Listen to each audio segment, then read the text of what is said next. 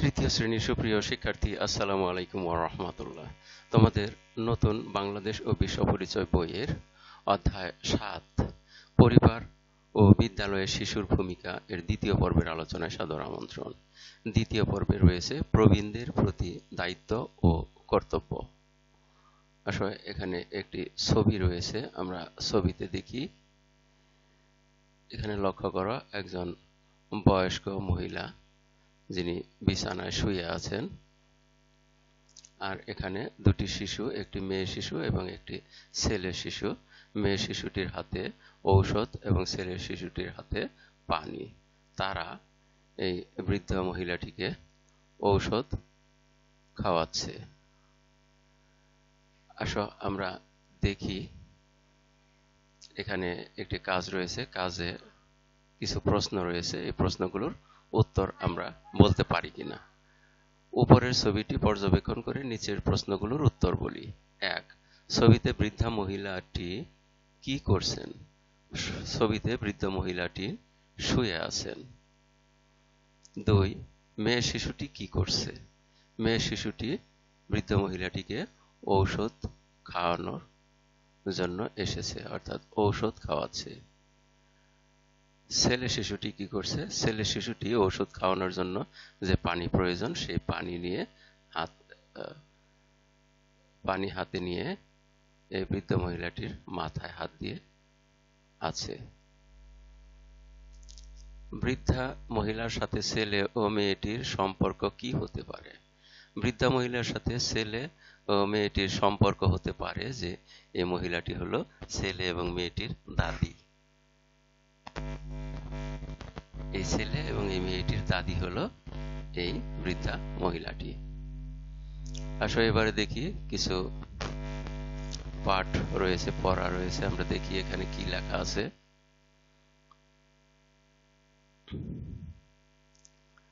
অনেক পরিবারে দাদা দাদি, নানা নানি কিংবা অন্য কোনো বয়োজ্যেষ্ঠ ব্যক্তি রয়েছেন। পরিবারের এসব প্রবীণ সদস্য আমাদের নিকট পরম শ্রদ্ধেয় ও সম্মানীয় ব্যক্তি। এরা আমাদের অত্যন্ত স্নেহ করেন এবং আমাদের কল্যাণ কামনা করেন। তারা আমাদেরকে যত্ন সহকারে লালন পালন করেছেন, আদর স্নেহ করেছেন। তাই আমরা তাদের নিকট কৃতজ্ঞ। তাদের কেউ কেউ বয়সের কারণে অনেক দুর্বল। তারা স্বাধীনভাবে চলাফেরা করতে পারেন না। অনেকে অন্যের সাহায্য ছাড়া নিজের কাজকর্মগুলোও করতে পারেন না। তারা অনেক সময় নিঃসঙ্গতায় ভোগেন। তাই তাদেরকে ভালোবাসতে হবে, সঙ্গ দিতে হবে, গল্প করতে হবে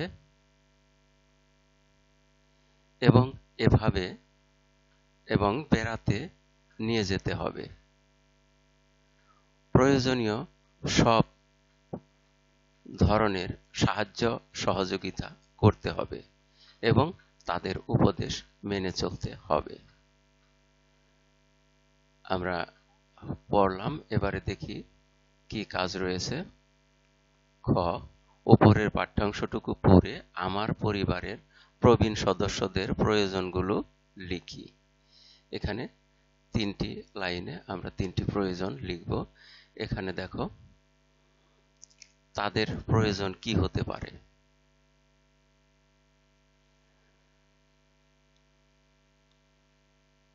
তাদের কাজকর্ম করার জন্য অন্যের সাহায্যের প্রয়োজন হতে পারে।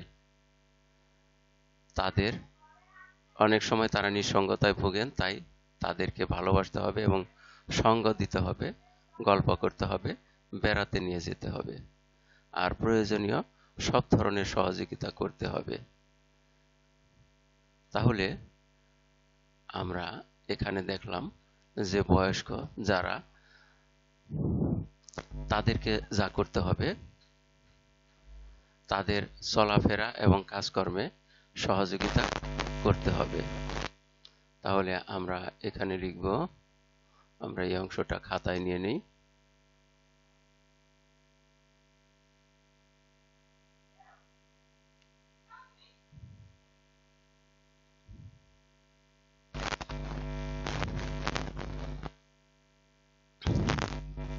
আমরা দেখেছি যে তারা নিজেরা একা একা অনেক সময় চলতে পারে না। তাহলে আমরা এখানে লিখতে পারি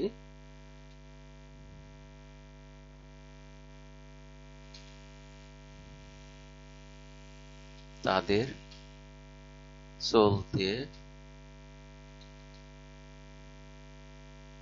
সাহায্যের প্রয়োজন।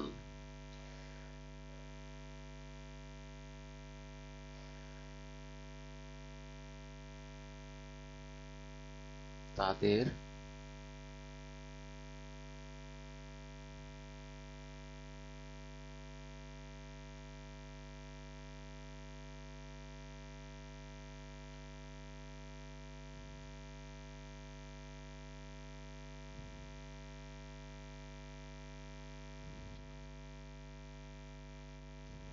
তাদের সঙ্গীর প্রয়োজন।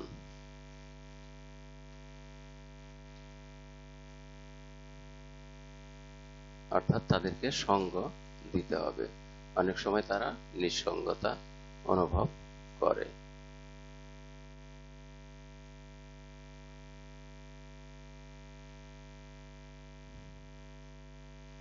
তাদের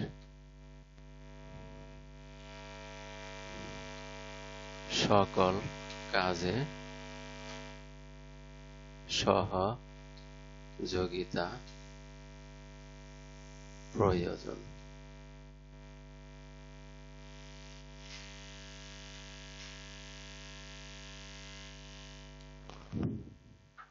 আমরা তারপরে দেখি আর কি কাজ রয়েছে। এখানে গ নম্বরে রয়েছে আমি আমার পরিবারের প্রবীণ সদস্যদের প্রতি কি কি দায়িত্ব পালন করতে চাই তা ছকে লিখি। তাহলে আমরা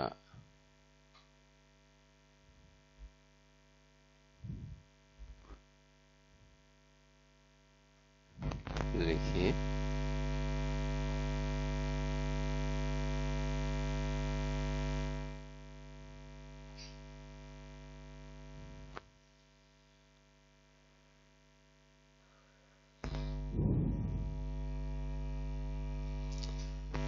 আমরা এভাবে লিখতে পারি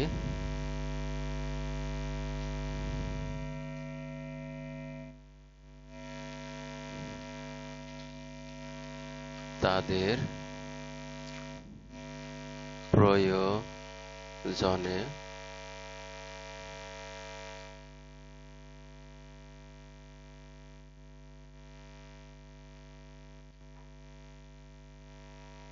ঔষধ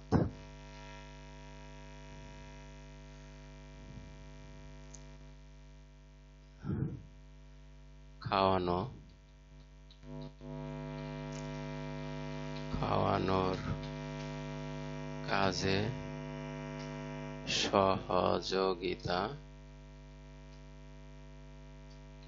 করব।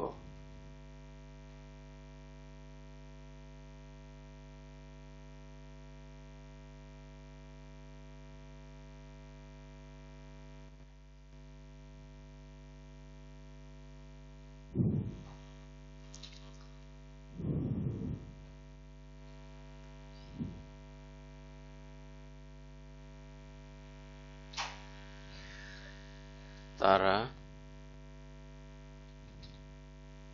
কোথাও যাওয়ার সময়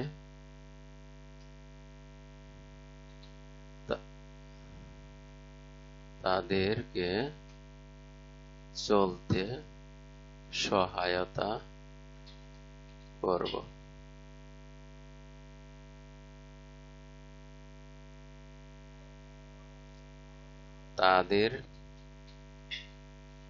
তাদের সঙ্গ দেব।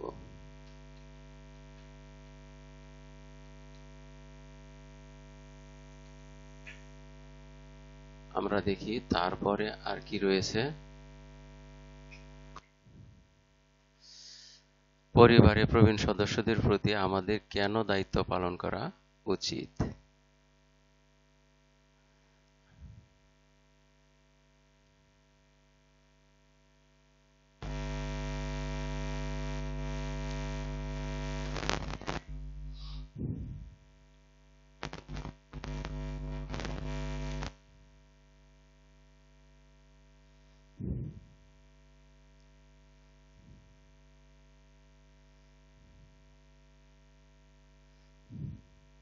পরিবারের প্রবীণ সদস্যদের প্রতি আমাদের দায়িত্ব পালন করা উচিত এ কারণে যে তারা আমাদেরকে লালন পালন করেছেন।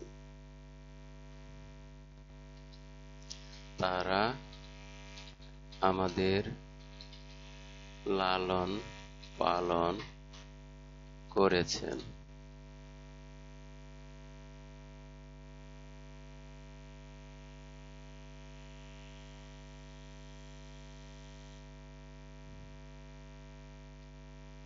তারা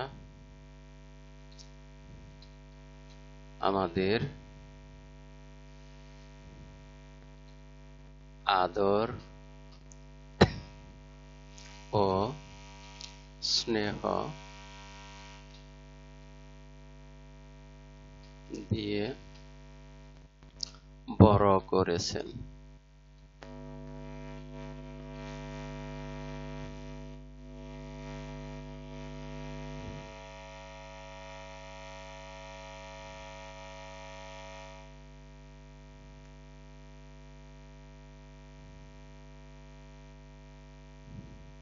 তারা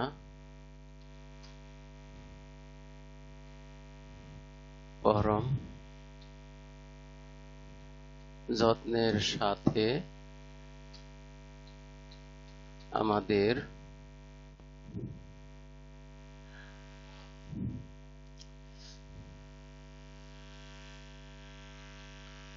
সবকিছু শিখিয়েছেন।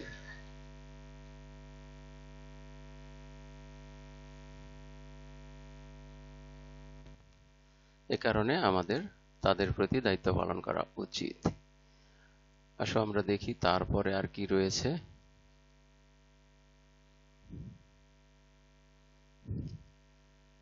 আমরা এর মধ্য দিয়ে এ পাঠের শেষ প্রান্তে এসে পড়েছি। এতক্ষণ ধৈর্য সহকারে সম্পূর্ণ ভিডিও দেখার জন্য তোমাদের সবাইকে জানাই অনেক অনেক ধন্যবাদ। সেই সাথে পরবর্তী ভিডিও পরিবারের সুরক্ষা দেখার আমন্ত্রণ রইল। Thank you very much for watching and keep watching for the next video. আসসালামু আলাইকুম ওয়া রাহমাতুল্লাহ।